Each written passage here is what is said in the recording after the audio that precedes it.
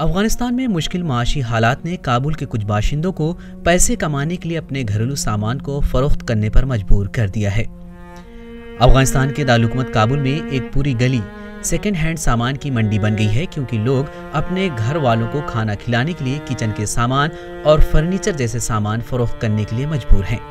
اشیاء قیمتیں کافی کم ہیں، ان کی اصل قیمت سے تقریباً نصف ہے، لیکن دکانداروں کا کہنا ہے کہ لوگ موجودہ معاشی حالات میں اس سے زیادہ رقوم کی ادائیگی نہیں کر سکتے ہیں۔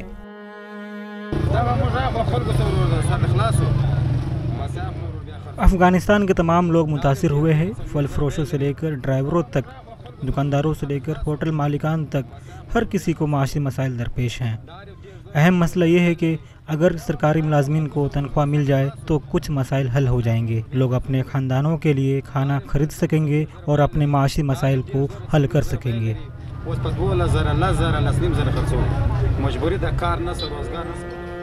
افغانستان میں معاشی بحران پیدا ہونے کی وجہ سے وہاں کے لوگ اب زندگی گزارنے کے لیے اپنے گھروں کے سامان کو فروخت کر رہے ہیں، اور ان کی مجبوری بھی ہے۔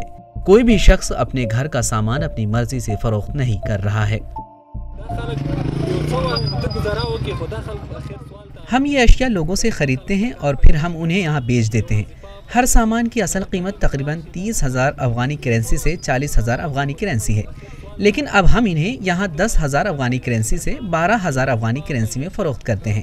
قیمتیں بہت کم ہیں، کیونکہ یہاں نوکریاں نہیں ہیں اور لوگوں کے پاس اس کے علاوہ کوئی دوسرا راستہ بھی نہیں ہے۔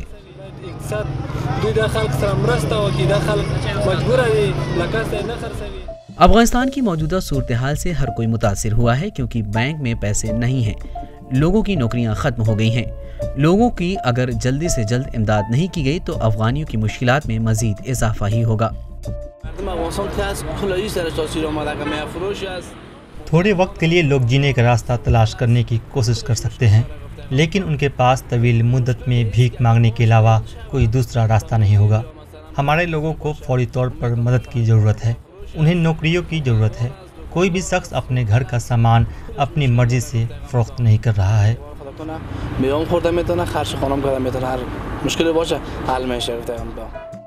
دو دہائیوں تک امریکی مداخلت اور اربوں ڈالر کی امداد کے باوجود طالبان کے 15 اگست کو کابل پر قبضہ کرنے سے پہلے ہی افغانستان میں بے روزگاری کی شرح 30% سے زیادہ تھی اور آدھے سے زیادہ افغان غربت میں رہتے تھے۔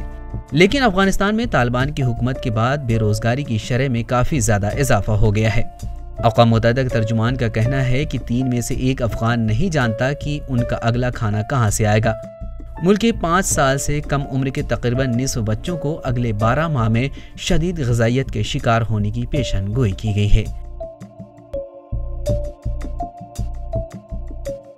Bureau report ETV Bharat Urdu.